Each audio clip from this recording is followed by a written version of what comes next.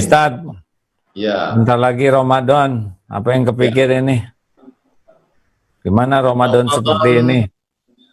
mungkin dalam sejarah orang tua kita, kakek-kakek kita, mungkin mereka tidak mengalami yang seperti kita alami ini ya. Dulu juga wabah ada, tapi hanya satu daerah saja, satu negeri saja, di Syam saja, di Cordova saja, di Mesir saja. Tapi tidak seperti kita sampai satu dunia. Jadi sebetulnya apa hikmah di balik wabah ini? Loh, gimana saya yang ditanya? Ya jelas kalau Allah melakukan sesuatu pasti adalah yang terbaik bagi umatnya. Pasti semua wabah ini sudah sangat diperhitungkan dengan maha sempurna kecermatannya. Tidak ada takdir yang tertukar dan meleset. Ya sekarang dari kejadian ini kita bisa melihat seharusnya kita merasa melihat bahwa takluklah gitu. Jangan oleh makhluk-makhluk yang besar hanya dengan dibuat virus saja semua kecerdasan kalah. Sampai sekarang tidak ada, katanya belum berhasil menemukan vaksin dan obat. Yang keker-keker juga sekarang sembunyi, otot kawat, balung besi, leher beton, urat kabel, wajah asbes. Tetap sekarang sembunyi juga. Yang jago-jago berkelahi preman juga sekarang rada ngumpet ya lawan virus. Yang kaya-kaya sekarang tidak bisa mengeluarkan kekayaannya. Mobil-mobil bagus, mobil mewah sekarang susah. Juga para pejabat, para jenderal-jenderal juga sekarang bersembunyi semua. Jadi memang luar biasa ini dari segi menunjukkan kelemahan hamba. Kan katanya ada 4. Ini nanti Ustadz bagian yang panjang lebar ya. Suksesnya dalam mengabdi ke Allah itu kalau 4. 1, kalau kita berhasil mengakui kelemahan diri kita, makin terasa tidak ada daya dan hanya Allah yang maha kuasa, itu sudah mulai nyambung dengan hakikat kehambaan. Yang kedua, jahil, bodoh. Kalau kita tahu bahwa saya tuh nggak tahu apa-apa, hanya Allah yang maha tahu segalanya, kita merasa tidak tahu, Allah yang maha tahu, dapat nih. Yang ketiga, fakir. Kita nggak punya apapun gitu. Sekarang kan kalau Allah mau ngambil kekayaan orang sekejap saja. Dan yang keempat ini, kita merasa kita ini zolim tu nafsi. Kalau kita merasa yang saya miliki hanyalah kezoliman, keburukan, tapi Allah lah yang maha pengampun. Nah, wabah ini kalau berhasil membuat orang merasa tidak mampu kecuali Allah yang maha kuasa, bodoh kecuali dengan petunjuk Allah yang maha tahu, tidak punya apa-apa kecuali yang Allah bagikan, hanya ada dosa penyebab semua kepahitan, dan berharap dari Allah yang maha pengampun, kelihatannya sukses dia menghadapi wabah ini. Berarti keempat-empat ini terwujud ketika ada wabah ini ya? Ya harusnya kita menemukan ini dibantu oleh Allah lewat wabah ini. Sekarang susah nih petantang-petenteng ya. Ini kan ada beberapa berita ustadz-ustadz diminta untuk menenangkan, mendinginkan, karena katanya banyak yang stres. Gimana? Ini giliran saya yang nanya Ustadz. Tar dulu. Ya stres itu kan Ustadz udah tahu rumus stres itu artinya apa? Belum. Stres itu karena kebanyakan mikir, kurang zikir. Coba ulangi Ustadz, maaf. Kebanyakan orang mikir, kurang zikir. Nah, jadi harusnya bagaimana coba? Gimana? Halo, aduh ini. Harusnya banyak zikir, putus nih. Tetap mikir. Terus? Salah Ustadz. Harusnya tiap mikir jadi zikir. Allah. Udah. Jadi bukan banyak zikir kurang mikir, karena mikir itu kan disuruh oleh Allah, afala tatafakkarun, afala yatafakkarun. Nah itulah, jadi sekarang mah harusnya tiap ingat virus, ingat Allah, ingat yang sakit, ingat Allah. Harusnya tidak ada lagi yang paling banyak diingat dalam hidup ini selain Allah. Dah stop, jangan nanya lagi, sekarang giliran saya ya. Saya pembawa acara, Ustadz. Nih, banyak yang tanya gimana menghadapi Ramadan dalam situasi begini. Apa yang spesial, Ustadz? Kami ada tradisi di Riau itu menyambut bulan suci Ramadan di beberapa daerah mandi di sungai, sucikan diri. Sementara pada saat musim wabah corona ini banyak hal yang tidak bisa dilakukan bersama.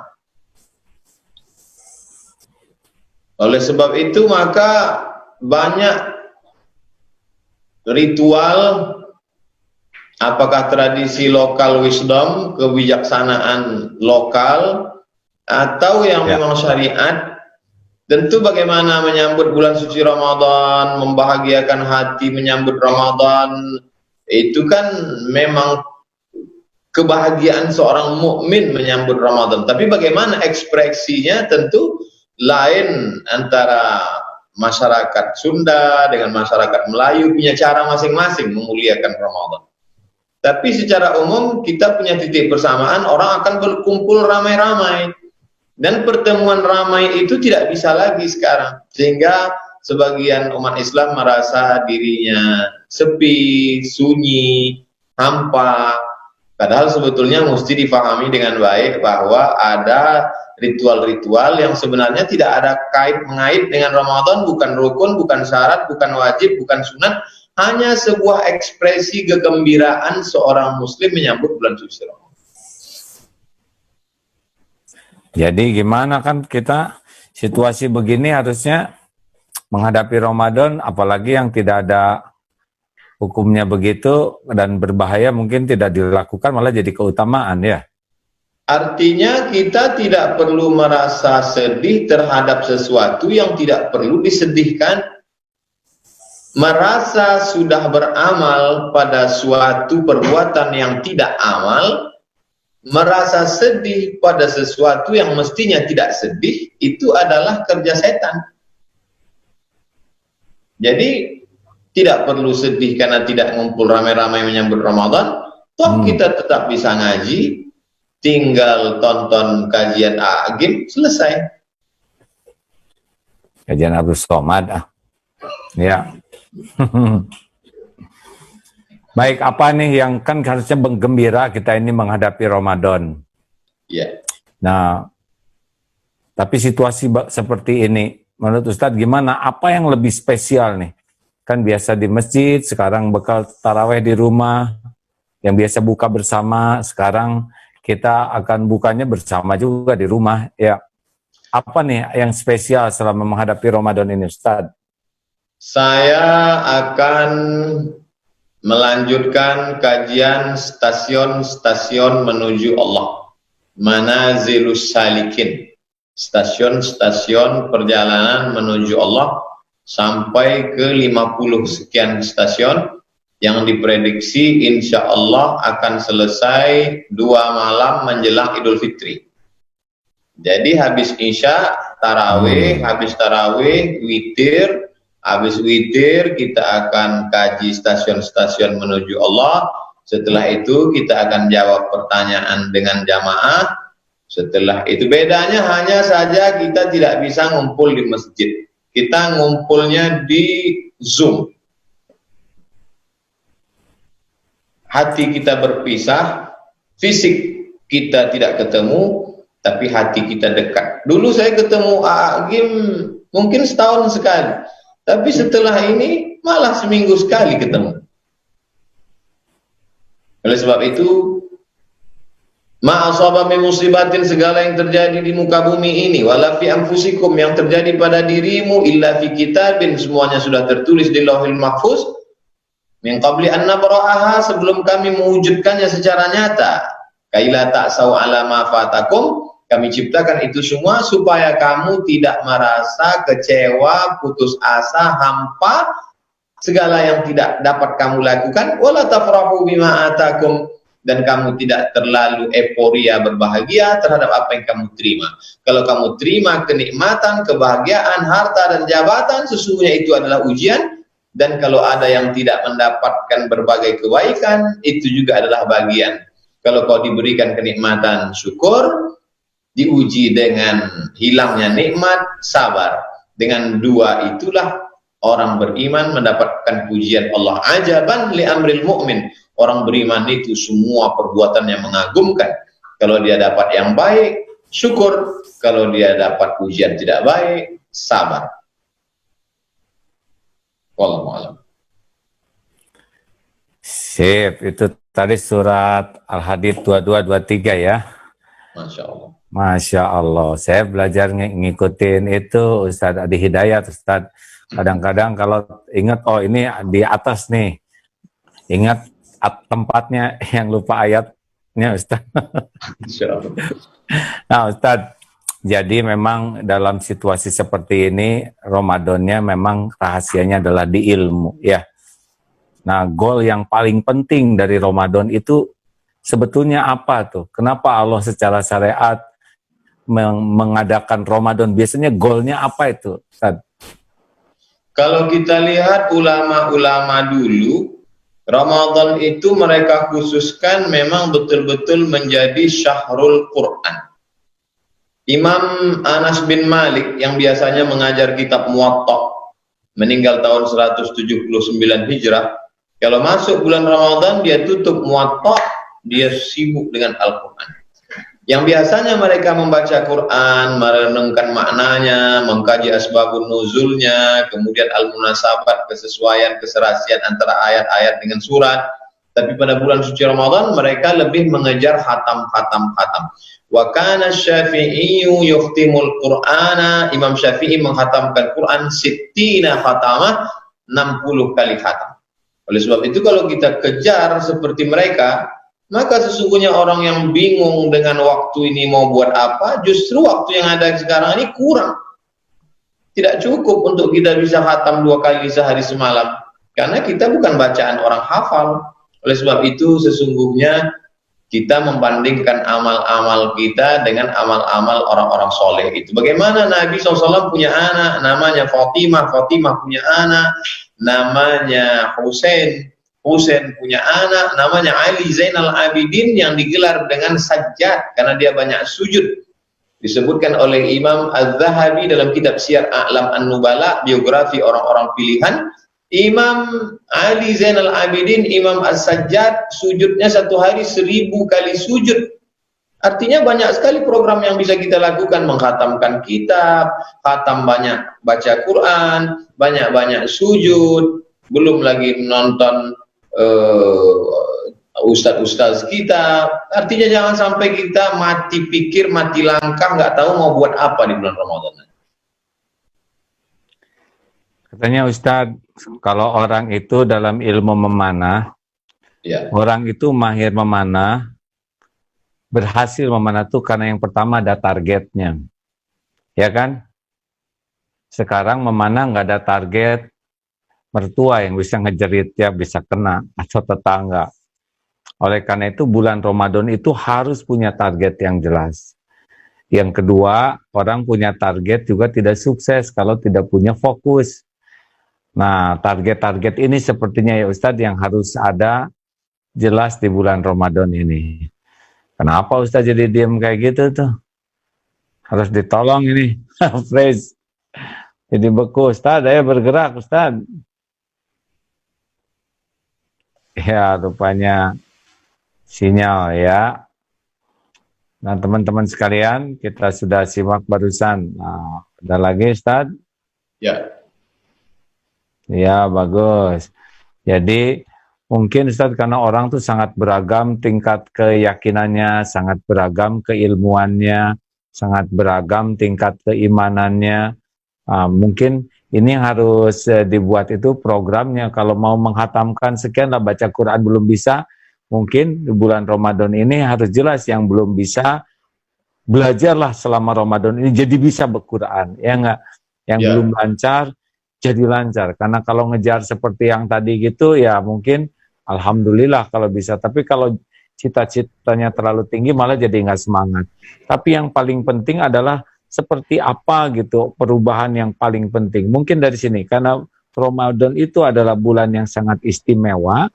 Jadi hari demi harinya hari-hari yang istimewa, jam demi jamnya jam yang istimewa, detik demi detiknya istimewa, maka seharusnya kita pun selalu dalam keadaan hati dan sikap yang istimewa.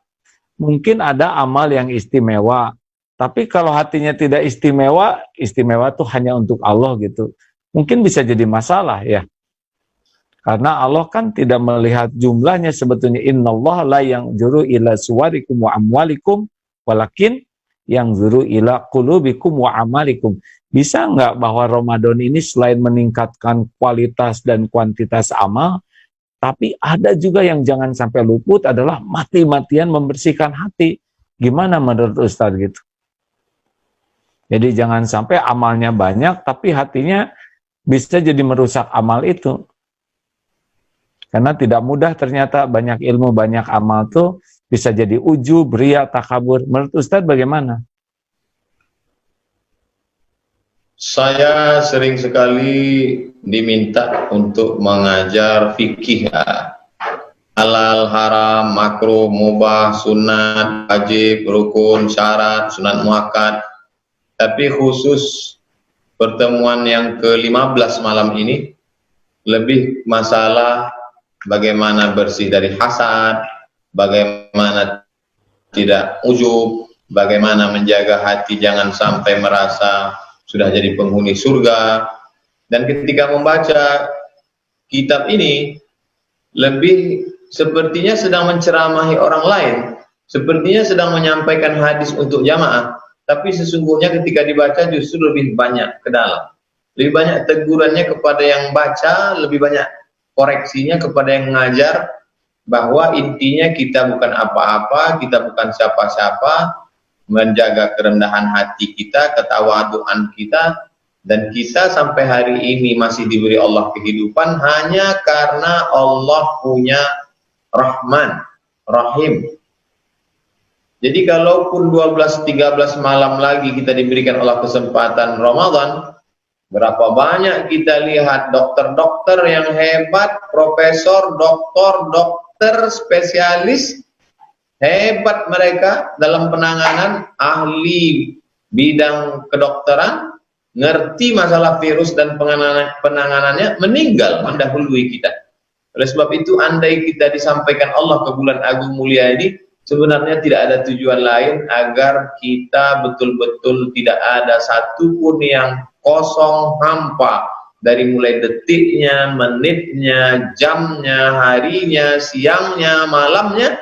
Maka siapa yang tidak mendapatkan kemuliaan Ramadan faqad hurim, maka sesungguhnya dia tidak akan mungkin mendapatkan kebaikan di bulan-bulan yang lain.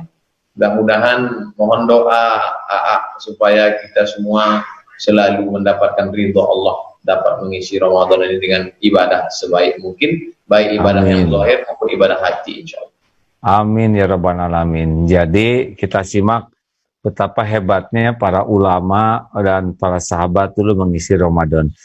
Nah, kalau saya perhatikan tadi dari uraian Ustadz, betapa rapatnya waktu demi waktu itu digunakan untuk zikrullah. Ya kan Ustadz? Ada yang zikrullah dalam bentuk membaca Al-Quran, tilawah, tadarus. Ada yang zikrullah dalam bentuk sholat, memperbanyak sujud. Nah, kata kuncinya ternyata bagaimana bulan Ramadan, waktu yang istimewa ini, detik demi detiknya tuh selalu bersama Allah. Betul kan begitu Ustaz? Masya Allah. Jadi kalau kita belum bisa baca Quran lancar, tapi baca Quran terbata sambil hati malu ke Allah gitu, berharap ini diterima, boleh jadi itu lebih hebat dibanding yang bacaannya panjang tapi hatinya lupa dari Allah. Kira-kira betul nggak gitu Ustaz? Masya Allah. Yang paling mengerikan adalah kita merasa masuk surga karena amal kita. Makanya kata Nabi, la yudkhilal jannata ahadakum amaluhu. Mungkin ada di antara sahabat itu yang terlintas di hatinya, saya masuk surga ini karena amal saya. Dan Nabi tahu itu karena diberitahu oleh Allah, maka langsung saja Nabi katakan, la yudkhilal jannata ahadakum amaluhu, kamu masuk surga bukan karena amalmu, wala anta ya Rasulullah, aku pun tidak masuk surga karena amalku, illa ayyataghammadani Allahu bi rahmatih, melainkan karena rahmat Allah Subhanahu wa taala. Dan Ramadan ini adalah bulan rahmat, maka kesempatan kita untuk meraih rahmat Allah dengan baca Qur'annya. Yang belum bisa baca Quran, rahmat Allah terbuka, mudah-mudahan dia punya target Ramadan 1441 ini saya mesti sudah khatam. Dia tulis di dinding, khatam. Khatam apa? Khatam Iqra aja dulu. Paling tidak ada kemajuan. Dan kita harap juga ustadz-ustadz kita ada yang punya program streaming tafsir, ada yang streaming hadis, ada yang streaming qalbu, tapi juga ada yang streaming bagaimana memotivasi bacaan Al-Quran. Sehingga kita bagi-bagi ini, sehingga hampir semua streaming ini bermakna, tidak ada tumpang tindih, dan semuanya mengisi waktu-waktu kita, insya Allah. Masya Allah. Baik, kita sekarang buka tanya jawab, supaya makin banyak ilmu yang bisa disampaikan Ustadz. Pak Faruk, silakan buka. Apa-apa Ustadz. Kalau saya sedang ceramah, lalu ada yang tanya, kata Ahab, bilang, tunggu dulu, saya bukan Ustadz Abdus Somad ya. Kalau banyak tanya ke Ustadz aja.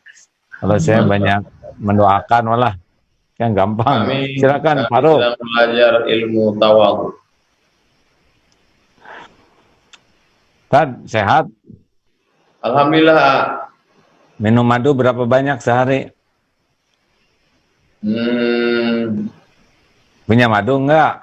Ada. Ya, diminumlah. Habatus sauda, karena kemarin kata dokter katanya jangan pernah lupakan obat-obat yang dicontohkan Rasulullah ya. Masya Allah, herbal ya. Ya, ayo Pak Faruk. Ya, sebentar Ustaz ya, sebetulnya udah disiapkan. Sok, sambil nunggu ada lagi yang mau disampaikan Ustaz? Ini kan jamaah ini banyak seperti mati langkah karena tidak pernah mengalami seperti ini. Apa yang bisa dilakukan seorang muslim supaya jangan sampai mati kutu, mati langkah, nggak tahu mau buat apa? Gimana? Assalamualaikum, Aa. Oh ya, silakan nih, ada yang bertanya, Ustaz. Punten ya, silakan. Punten. Assalamualaikum, Aa dan Ustadz Abdul Somad. Saya Pusi dari MT Aisyah. Mau bertanya, boleh Ustadz? Waalaikumsalam warahmatullahi wabarakatuh. Boleh, silakan. Pertanyaannya begini, Ustadz. Adakah tips-tips untuk meningkatkan kualitas iman bagi kita dalam situasi sekarang ini, Ustadz? Demikian, Ustadz. Mohon penjelasannya. Bagaimana meningkatkan kualitas iman, Ustadz? Dalam Sahih Muslim ada satu bab, judul babnya Al-Imanu Yazid wa Yanqus. Iman bertambah dan berkurang. Yazidu bit ta'ati, iman akan bertambah dengan ketaatan. Wa yanqusu bil ma'siyati, dia akan berkurang dengan kemaksiatan. Jadi di musim lockdown, musim uzlah di rumah ini, mestinya iman bertambah karena orang tidak melakukan perbuatan maksiat, jumpa, duduk nongkrong di pinggir jalan, ngobrol nggak tentu arah. Dia di rumah dengan keluarga, dilihat, tidak mungkin dia lakukan perbuatan maksiat. Maka secara teori yazidu, imannya bertambah karena kondisi mengkondisi, dia terkondisikan untuk imannya bertambah. Yang kedua, perbanyaklah mengingat hadiman ladzat, banyak-banyaklah mengingat dia yang menghancurkan segala kelezatan. Lezatnya makanan, lezatnya minuman, lezatnya kehidupan, hancur semuanya. Apa itu? Mati. Dan hampir setiap hari, setiap kita pasti mencari berita mati. Berapa saudara kita yang mati syahid? Bahkan ketika diberitahu, kita pun kadang nggak percaya. Masa segitu sih? Nah, setiap hari kita melihat tentang jenazah yang tidak diizinkan RT dikebumikan, tentang petunjuk pemakaman terpapar COVID-19 dan lain sebagainya. Jadi sebenarnya posisi, kondisi, situasi saat ini membuat kita terkondisikan untuk naik kualitas iman. Pertama, karena dia dalam situasi di rumah, tidak di pinggir jalan. Dua, karena banyaknya berita kematian.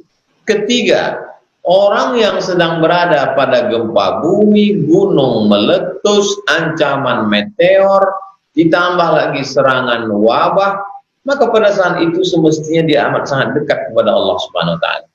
Oleh sebab itu, kalau pada saat musim seperti ini masih ada yang tertangkap pakai narkoba, penggerebekan hotel mesum, maka Masya Allah, na'udzubillah, ini semua pasti orang-orang yang ulaika kal an'am balhum adall. Saya kira 3 poin tadi menambah semangat kita, menambah keimanan kita kepada Allah Subhanahu wa Ta'ala. Wallahu a'lam.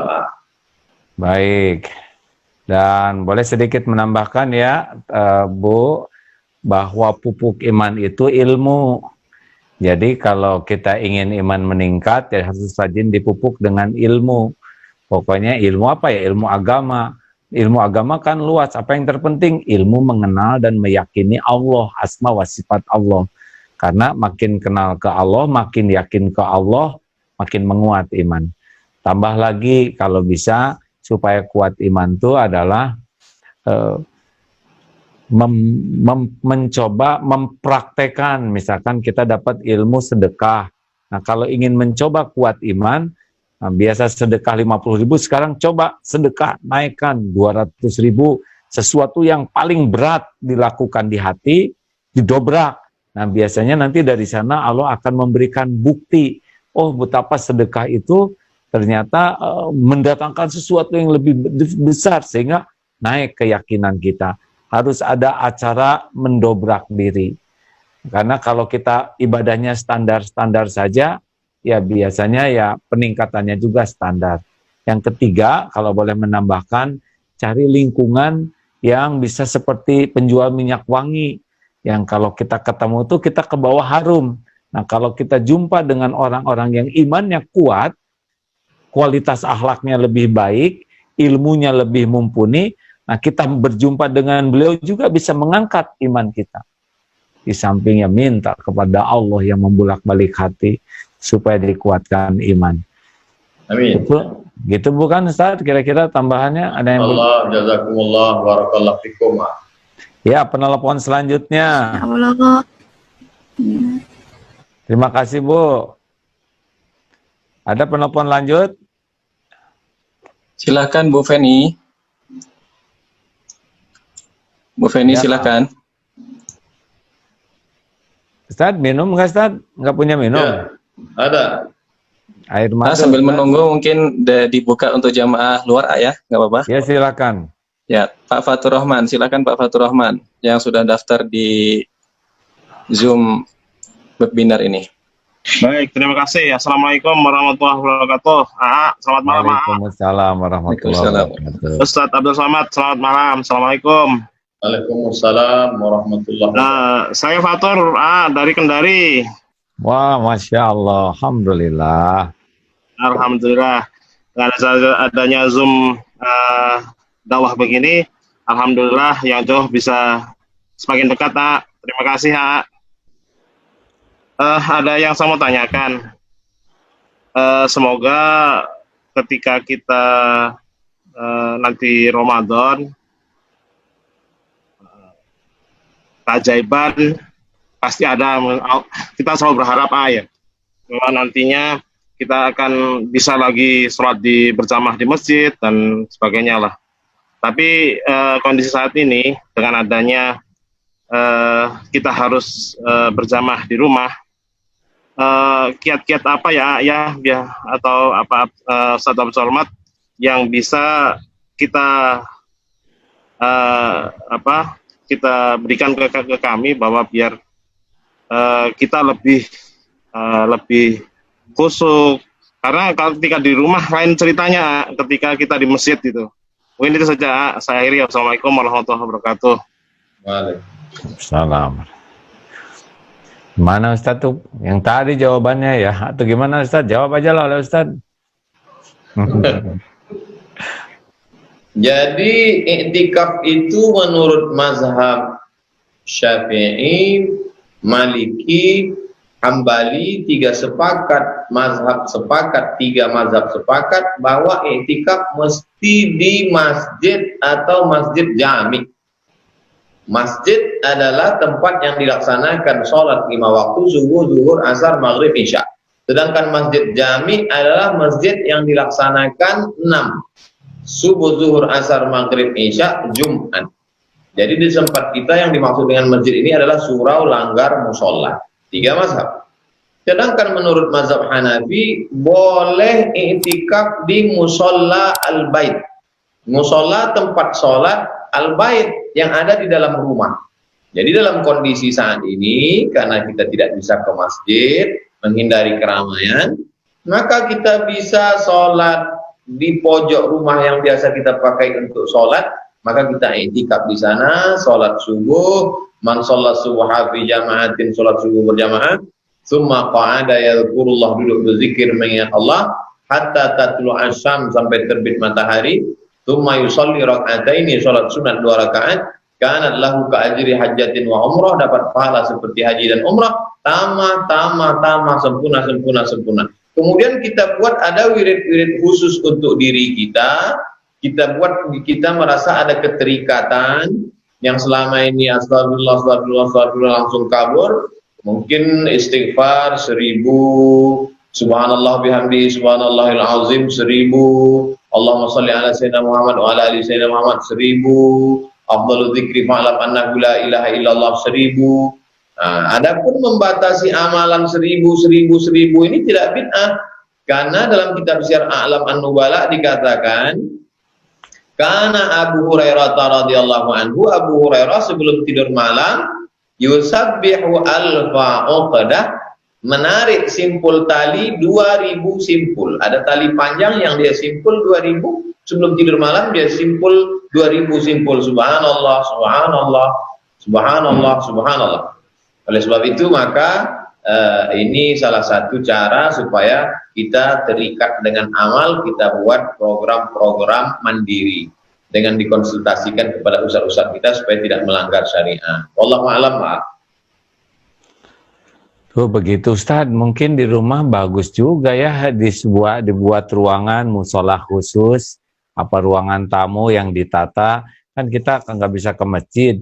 Mungkin kita jadikan musola yang kita bisa duduk di sana nunggu sampai isyraq itu. Gimana tuh Ustaz seperti itu? Misalkan sebuah yang rumahnya agak luas atau ada ruangan khusus. Menurut Ustaz gimana tuh? Dalam kondisi seperti ini, bahwa kita mengambil pendapat ulama mazhab, maka dibenarkan selama masih ada pendapat ulama. Kita tidak buat-buat, bukan menurut saya, bukan menurut kita, tapi kita ambil pendapat ulama dalam keadaan darurat. Kita bukan tetap mu'rukhos, ngambil gampang-gampang, ngambil enak, comot-comot, tidak. Tapi paling tidak kita sudah ati Allah, taat kepada Allah, wa ati Rasul kepada Rasulullah SAW, wa ulil amri. Ulil amri diantaranya adalah ulama. Maka kita ikut pendapat ulama, dan yang membenarkan i'tikaf di musalla al-bait itu adalah Imam Hanafi. Imam Abu Hanifah, imam yang paling tua.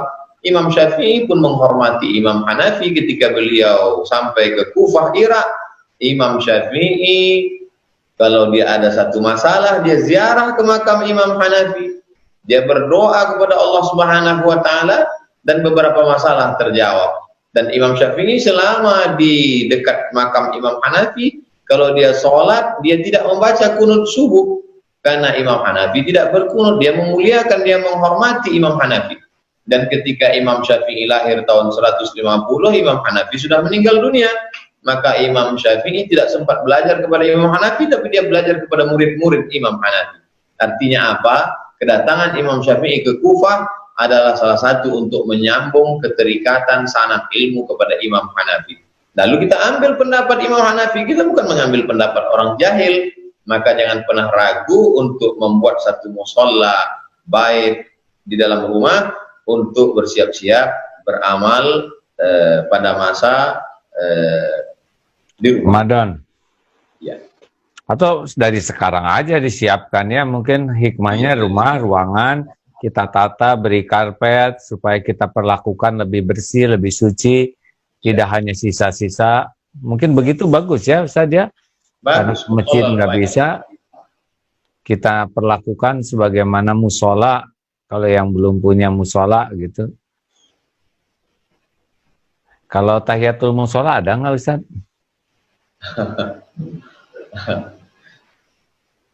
Idza Salat dakhala mutlak aja. ahadukumul masjid, kalau kamu masuk ke dalam masjid. Masjid yang dimaksud adalah sholat 5 waktu, masjid maupun masjid jami. Tapi ada pendapat ulama Saudi Arabia, namanya Syekh Ibnu Utsaimin. Tentang, saya ada bahas ikhtilaf ini tentang sholat di tanah lapang tempat sholat id. Kalau kita datang ke tanah lapang, tempat sholat id, apakah kita sholat sunat 2 rakaat di tempat sholat id itu? Dalam buku 37 masalah populer saya bahas tentang ikhtilaf antara sesama ulama Saudi Arabia. Syekh bin Baz mengatakan tidak ada sholat sunat tahiyatul masjid di tempat sholat id di tanah lapang, karena dia bukan masjid. Tapi kata Syekh Ibnu Utsaimin ada sholat sunat 2 rakaat. Jadi kalau datang ke tanah lapang, padahal di tanah lapang itu tidak pernah dilaksanakan sholat 5 waktu, tidak pernah dilaksanakan sholat Jumat, tanah lapang biasa, hanya untuk sholat id. Tetap sholat sunat 2 rakaat, karena di situ dilaksanakan sholat id. Artinya apa? Bahwa kalau ada orang yang mengatakan silakan sholat sunat tahiyatul masjid karena di situ biasa dilaksanakan sholat, artinya ini masih domain ikhtilaf, bukan satu pendapat. Bagi yang mengatakan kita sholat id, berarti dia melihat itu bahwa itu tempat sholat, maka dia sholat sunat tahiyatul masjid karena itu dipakai beberapa hari ini untuk sholat sunat. Bagi yang mengatakan tidak, ini tidak dapat dianggap karena ini dalam kondisi keadaan darurat saja. Kita tidak menyalahkan selama ada landasan dan pernah difatwakan oleh ulama. Wallahu a'lam. Kalau gitu sholat mutlak aja supaya aman ya, atau Aman, sholat syukrul wudu. keluar dari khilaf lebih aman sholat sunat mutlak.